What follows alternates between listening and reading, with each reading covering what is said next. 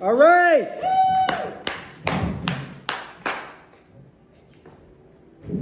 All right, how are we doing this evening? Well, there's only a few of us here, but we're going to make this show work anyways. We're going to kick it off. You know, it's a new joke that I'm going to try. I go in so many restrooms, men's restrooms, and they have 2 urinals in there. And I've always wondered, if there are only 2 urinals in there, do you have the right to lock the door when you go in there? Well, for more than one person. But now this urinal, this bathroom here is much different because at least the other bathrooms, they have a stall in the urinal. This here has a urinal and a toilet and no stall. But the question is, there's still 2 places you got to use the restroom, so do you have the right to lock the door? You don't lock the door in a big restroom. Why would you lock it there? Hey, you know, I think anybody should be able to go in, especially now with transgender stuff going on. Yeah, restrooms are for everybody. Just walk in and do what you got to do. Come on out. I went to the game, the Bronco game, this week, Christmas Eve. And I went with a good friend of mine, and this dumb son of a bitch. We get to the game, this motherfucker has no socks on. Has no socks on, and then he's complaining that the shit that his toes are cold. I said, you're the dumbass. Well, I got heated socks at home. The fuck does that mean to me? You don't have them here. So we had to leave the game fucking early because his toes were cold because he decided to wear socks and knowing it was freezing cold outside. But he even complained about when we get there, some guy's carrying a quilt. He goes, look at this boy, look at this man with a quilt. So I tell him over at the game, I said, motherfucker, go find a guy with a quilt and ask if he'll knit one for your ass. So you put on your goddamn feet, dumb shit. You know, life is good. You all got a lot of grandkids. I'm always offering to give them away. You know, a bonus. Take my daughter, and you get 5 grandkids. You know, I'm trying to save money because bitch is expensive. I always need shit. You know, she's always, this is the 4th car she's wrecked. And she refuses to get full coverage insurance. I keep saying, did you get full coverage insurance on the car? No, I got a liability. What's liability? I said, this is like flying in a plane. Put your goddamn seatbelt on. Fuck everybody else. You're gonna take care of somebody else, but you're not taking care of yourself? That's some dumbass shit. That's some real dumbass shit that these people do, and they're thinking they have. You know, this is my train of thought where I want to go next. On the jokes I'm going to tell next. Just life itself is a joy to me. You know, you guys don't know a lot about me. I did grow up in Colorado Springs. Colorado Springs is an interesting place, Bible Belt.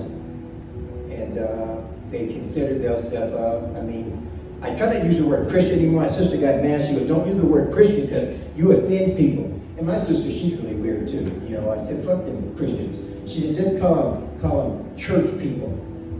Still talking about Christians. What the fuck? Why can't I say Christians? She said, no, just say church. But she's interesting because, you know, I have fake teeth. And she complains more. I've never had a woman complain so much about my teeth as she does. You need to get real teeth. You need to get implants. You need to get your teeth. You need to get your teeth. And most times I don't wear my teeth. Why don't you wear your teeth? Why don't you wear your teeth? Why don't you wear your teeth? I said, you know, me not having teeth has never been a deal breaker for me. It's never stopped me from getting a date. And so I'm concerned. She says, well, it just, why you don't have your teeth? You look so much better with your teeth in. I'm wondering if she likes me. Are you trying to get a date with me? What the fuck's going on here? You know, I don't know if I really want to do that. You know, and it makes me think, last week somebody told a joke about the country he's from. They got to do tests on you before you get married. But they just do that here in the United States. When I was growing up, you had to have a test, a DNA test, because they want to make sure you're related. And that reminds me, just about 3 months ago, I was up at Jefferson County putting a lien on a house that owes me, you know, $60,000. And while I was sitting there waiting for the lady to get to me, there's this couple in there, and they're putting their license out to get married and everything else. And so the lady says to him, are you related in any kind of way? And I start laughing. And they looked at me and said, why are you laughing? I said, you forgot about Adam and Eve. I think you're still related. I think you're still related. I was telling the lady hosting the show tonight, that we were talking about one of the other hosts at one of the other shows, Dylan, how good he is, but I told Dylan one of my shows that he's a nigger. I said, if you look at it, that was a nigga. I said, I'm convinced. My sister even got mad about it. She said, stop using that word either. Just say black. So I won't use the word N-word anymore. I'll call it black. But you know, truth of the matter is this. I don't know why people try to hide. You know, I see people, I mean white people. I want you out there, don't be trying to hide from shit. Because if Abraham was the original father, that motherfucker was black. So you're black. Oh, you're a nigga.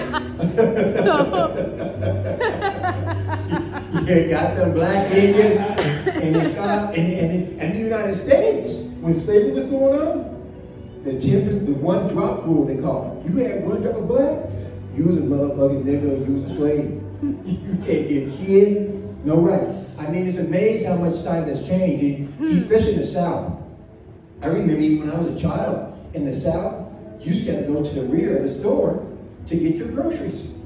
And then people could come and tell you, hey, put my grocery up. When I say people, white people, still black people, they look white, you know, because they were in that fucking house too long. They would tell you, put my groceries in my car before you put yours in your car. And if you didn't do it, they could tell the other white boy, he's being uppity. That boy's being uppity. That's my show for tonight. My name is Anthony Brown. Thank you.